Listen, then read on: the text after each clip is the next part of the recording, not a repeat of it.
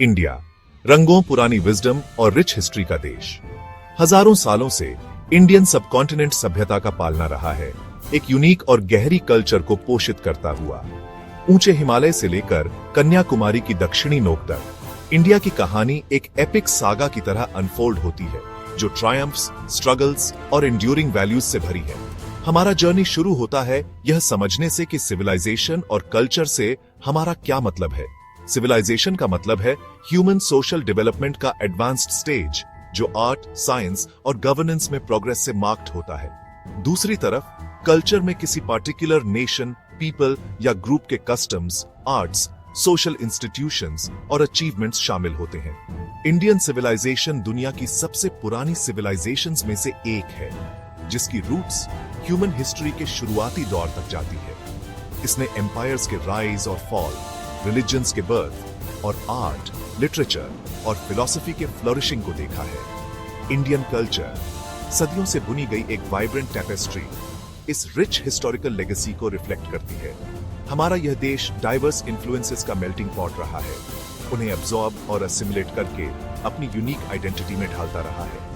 Ancient Indus valley civilisation से लेकर modern era तक इंडिया की कहानी अपने लोगों के एंड्यूरिंग स्पिरिट और वर्ल्ड में उनके रिमार्केबल कंट्रीब्यूशंस का प्रमाण है। इंडिया रंगों, पुरानी विजडम और रिच हिस्ट्री का देश। हजारों सालों से इंडियन सबकॉन्टिनेंट सभ्यता का पालना रहा है, एक यूनिक और गहरी कल्चर को पोषित करता हुआ। ऊंचे हिमालय से लेकर कन्याकुमारी की दक्षिणी नोक तक इंडिया की कहानी एक एपिक सागा की तरह अनफोल्ड होती है, जो ट्रायम्फ्स, स्ट्रगल्स और एंड्यूरिंग वैल्यूज से भरी है। हमारा जर्नी शुरू होता है यह समझने से कि सिविलाइजेशन और कल्चर से हमारा क्या मतलब है। सिविलाइजेशन का मतलब है ह्यूमन सोशल डेवलपमेंट का एडवांस्ड स्टेज, जो आर्ट, साइंस और गवर्नेंस में प्रोग्रेस से मार्क्ड होता है। दूसरी तरफ कल्चर में किसी पार्टिकुलर नेशन, पीपल या ग्रुप के कस्टम्स, आर्ट्स, सोशल इंस्टीट्यूशंस और अचीवमेंट्स शामिल होते हैं। इंडियन सिविलाइजेशन दुनिया की सबसे पुरानी सिविलाइजेशंस में से एक है, जिसकी रूट्स ह्यूमन हिस्ट्री के शुरुआती दौर तक जाती है। इसने एम्पायर्स के राइज और फॉल, रिलीजन्स के बर्थ और आर्ट, लिटरेचर और फिलॉसफी के फ्लरिशिंग को देखा है। इंडियन कल्चर सदियों से बुनी गई एक वाइब्रेंट टेपेस्ट्री इस रिच हिस्टोरिकल लेगेसी को रिफ्लेक्ट करती है। हमारा यह देश डाइवर्स इन्फ्लुएंसेस का मेल्टिंग पॉट रहा है, उन्हें अब्सॉर्ब और असिमुलेट करके अपनी यूनिक आइडेंटिटी में ढालता रहा है। एंशिएंट इंडस वैली सिविलाइजेशन से लेकर मॉडर्न एरा तक इंडिया की कहानी अपने लोगों के एंड्यूरिंग स्पिरिट और वर्ल्ड में उनके रिमार्केबल कंट्रीब्यूशंस का प्रमाण है। इंडियन सिविलाइजेशन की हमारी एक्सप्लोरेशन शुरू होती है एंशिएंट इंडस वैली सिविलाइजेशन से, जो वर्ल्ड की अर्लीस्ट अर्बन सिविलाइजेशंस में से एक है। इंडियन सबकॉन्टिनेंट के नॉर्थ वेस्टर्न पार्ट में लगभग 3300 बीसीई से 1300 बीसीई तक फ्लरिश हुई इंडस के लोगों ने रिमार्केबल इंजेन्युइटी दिखाई।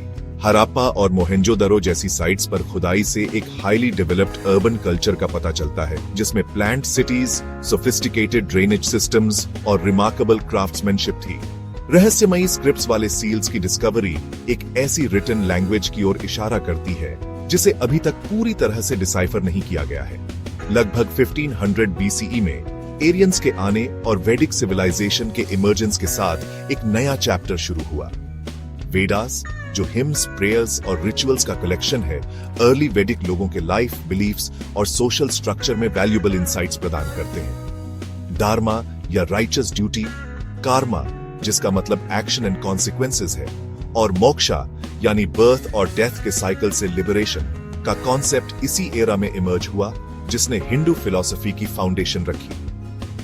वैदिक पीरियड में कास्ट सिस्टम का डेवलपमेंट हुआ, एक हायरार्किकल सोशल स्ट्रक्चर जिसका इन्फ्लुएंस आज भी इंडियन सोसाइटी पर है। अपनी कॉम्प्लेक्सिटीज के बावजूद कास्ट सिस्टम का एम सोशल ऑर्डर और लेबर के स्पेशलाइजेशन को मेंटेन करना था।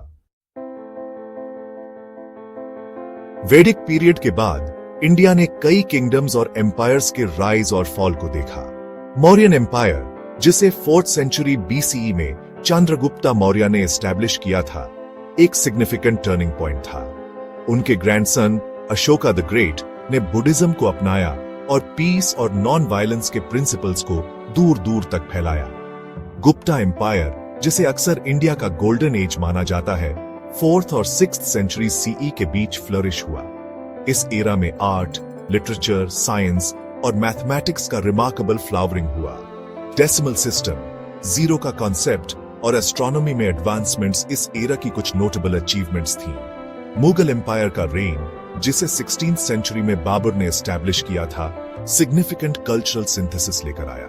मुगल्स, जो आर्ट और आर्किटेक्चर के अपने पैट्रनेज के लिए जाने जाते हैं, अपने पीछे ताजमहल जैसे मैग्निफिसेंट मॉन्यूमेंट्स छोड़ गए, जो लव का एक टाइमलेस सिंबल है।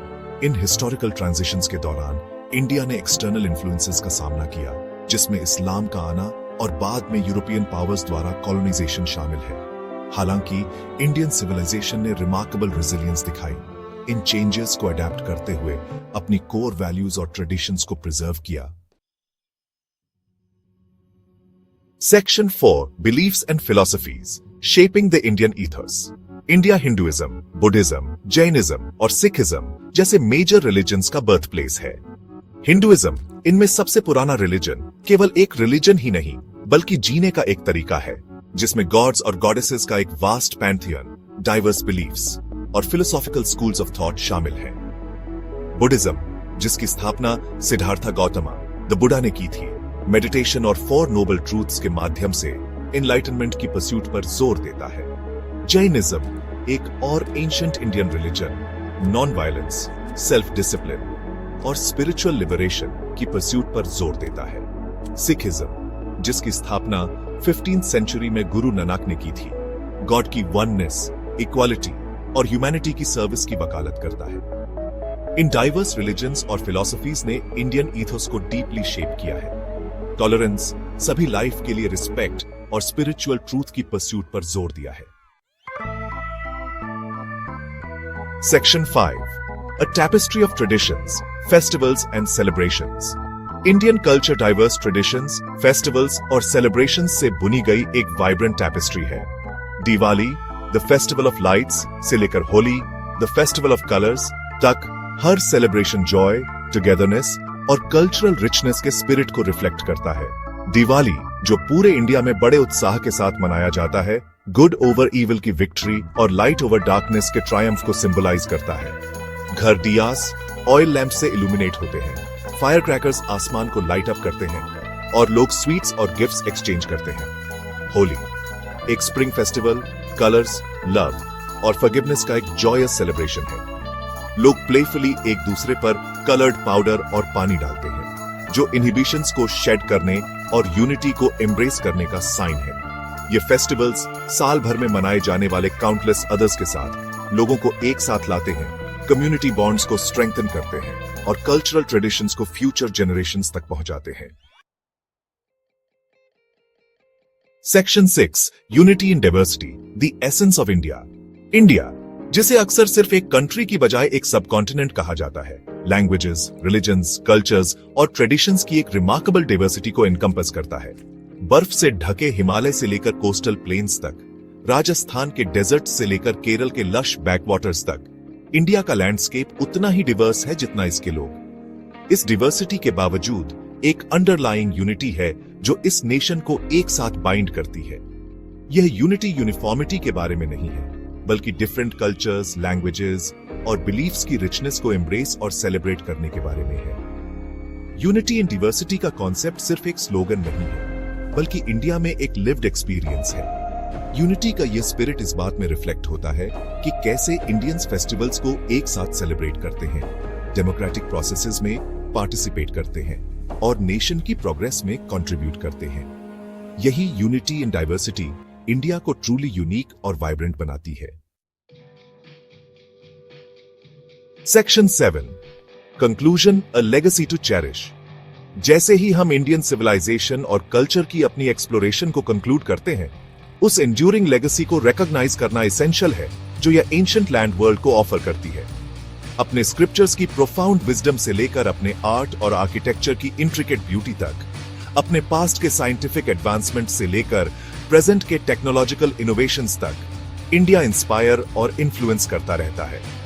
इंडियन सिविलाइजेशन और कल्चर को समझना केवल पास्ट में डेल्व करने के बारे में नहीं है, बल्कि प्रेजेंट में इसकी रेलेवेंस और फ्यूचर के लिए इसकी पोटेंशियल की अप्रिशिएट करने के बारे में भी है। जैसे जैसे इंडिया ग्लोबल स्टेज पर इवॉल्व और प्रोग्रेस करता रहता है, इसकी रिच कल्चरल हेरिटेज निश्चित रूप से इसकी डेस्टिनी को शेप करने में एक सिग्निफिकेंट रोल प्ले करेगी। इंडियन सिविलाइजेशन और कल्चर की हमारी एक्सप्लोरेशन के मोर चैप्टर्स और अपडेट्स के लिए सब्सक्राइब करना याद रखें।